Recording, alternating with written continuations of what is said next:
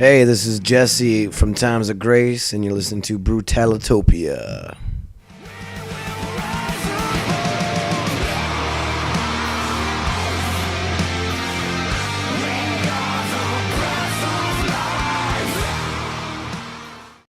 Welcome, everybody. This is Mick from Brutalitopia here. As you can see, we are here at the Bottom Lounge tonight, and I am sitting next to Jesse Leach from Times of Grace. What's going on, people?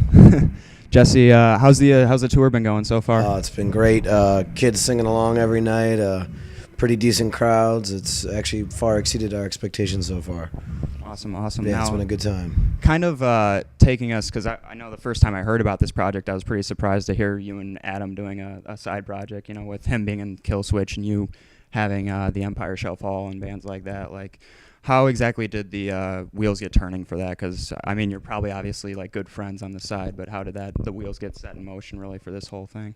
Yeah, we've been friends for years, and we've actually discussed working together in the past, but it was just more of a conversational thing. And Adam threw his back out and had to have emergency surgery in London about 4 years ago.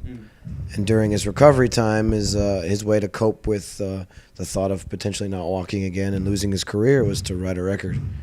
And he did that on his back in a hospital bed with the help of a handheld recorder.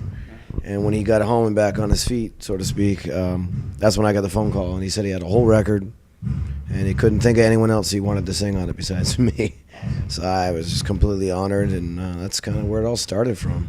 Cool. Now, another thing with this album that's very interesting is it's not for, people who are obviously old Killswitch Engage fans. It's not per se Killswitch to the T, but it's definitely got a lot of kind of other influences going on in there that's not per se typical of old Killswitch. Kind of go into that where those different influences came from. Yeah, I think that for us, it was a stream of conscious record. Like, he wrote it start to finish, without really even thinking about it. It just sort of happened. The same thing with the vocals.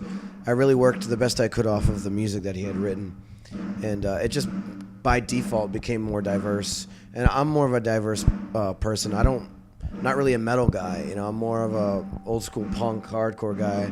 I listen to a lot of blues, a lot of more mellow stuff. So I brought that influence into the vocals. And for us, we just wanted to put out something that was heartfelt and honest, and I'm not the same person I was 10 years ago when I was in Killswitch, so I had to be me on this record. And same thing with Adam, he's progressing, so it just came together that way.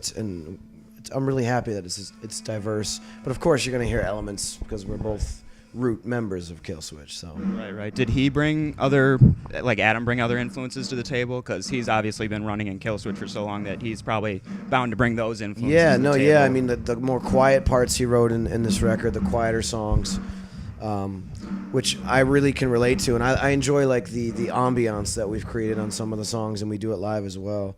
And I think that's going to continue on with this band as we progress to bring more elements in and not just stick to a strict metal or metalcore or whatever it is. I enjoy pushing boundaries, and I look forward to doing it more hopefully in the future. Cool. How do you feel the reception has been of the album overall, like both in the live shows and just overall? Yeah, overall it's been really great. It's been exceptional. Of course, there are people who are going to hate on it, there's always haters, but I pay no mind to that stuff because you're never going to make everybody happy. And if you're happy with what you're doing and you believe in it, then that's all that matters. But overall, it's been amazing. Thank you, guys. Yeah, no problem. Now, what exactly, since we are kind of more of a metal show, Brutalitopia, just kind of curious what, for your musical career, what exactly was it that kind of hooked you onto like maybe more hardcore stuff, or like what was it that kind of triggered with you? Like passion. Metal is kind of for me. Passion in the voice. That was the first thing. When I first heard Minor Threat, that was it. I was sold. I heard the yelling, and I was like, "That's amazing." And as I grew up, I started listening to more metal stuff like At the Gates and Tomb, stuff like that. I really dig that stuff. But my roots are definitely more in hardcore. But I think it's just the passion and the energy.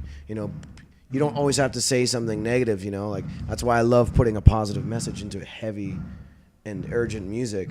It's just flip the script and just be who you are. That was an important thing too that I learned being around, counterculture, whether it's metal, hardcore, punk, is you learn to be yourself and you're accepted by people who are just like you, and that's such a refreshing, amazing thing when you're young. And I think I latched onto that as well.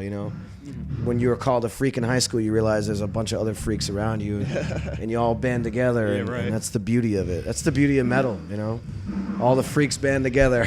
That's the tagline for metal. Yeah. All the freaks band together. But you can do something positive with that, and that's Yeah, what I've been trying to do since the early days. Bring some positivity to it. Kind of going on that note, I know you're one of those guys that's not really embarrassed and shouldn't be about talking about their faith, really, and kind of how you incorporated that into your music. Yeah. Kind of expand on that a little bit, how like that goes for you. With Yeah, music. well, I'm a Christian. I do believe in the teachings of Christ. But Times of Grace is not a Christian band. I do that purposely, obviously, because not everyone in the band is a Christian, first of all. But number two, I think it's important to just write music and be a musician, regardless of what you believe or who you are. I write music for everybody. I'm not thinking specifically this is for this. I'm writing with the point of view of a believer, but I'm not trying to be a preacher, a minister.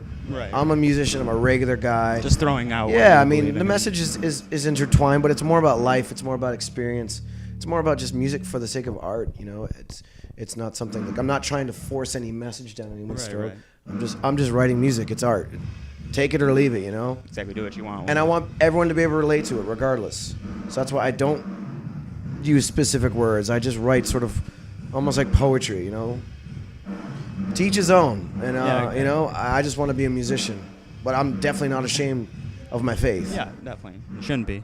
I was just talking with Kyle outside, just kind of, you know, about the tour and everything, and one point that came up that I thought was pretty interesting is just kind of right now at this point in time, what is the future of Times of Grace beyond this tour? Like, because at first it kind of seemed like a side project kind of thing, but it's kind of developing into kind of something a little more. What do you guys kind of foresee? Yeah, I don't know. I mean, the hope is that it continues on. The hope is that we go on to do more tours, and we're looking at doing Europe in June and Canada in July.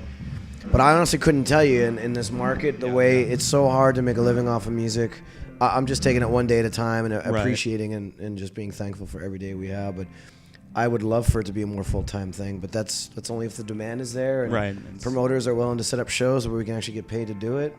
So, yeah, man, we'll see. We'll see what happens. So just kind of more of a hope at this time. Absolutely. Okay. You can't have expectations, only hopes. Expectations lead to disappointment. So I would rather not be disappointed.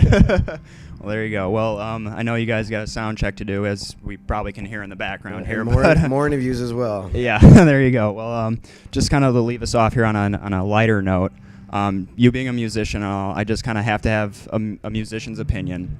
The Super Bowl halftime show, was it a bad performance or the worst performance? You are talking to the wrong guy. I don't own a TV. I haven't for almost a decade, and I don't pay attention to any sports whatsoever. So I've heard rumor, but I can guarantee you it was terrible just by knowing who did it. Okay. I don't subscribe to any of that pop nonsense. Okay, I was just going to say, I'm a wondering what the snobby rumors underground musician, so I'm sure I would have hated it. Well, there you go. There you have it, everybody. The rumor through the metal community is it was bad. It's bad. Well, especially if you forget the words, man. Come on. It's your country. What are you doing? That's unforgivable, actually. But, well, we're here with Jesse Leach from Times of Grace, everybody. This is another Brutalitopia exclusive interview, so check it out. Times of Grace, Hymn of a Broken Man. One love. There you go. Jesse Leach. Jesse, thanks a bunch, man. Thank you.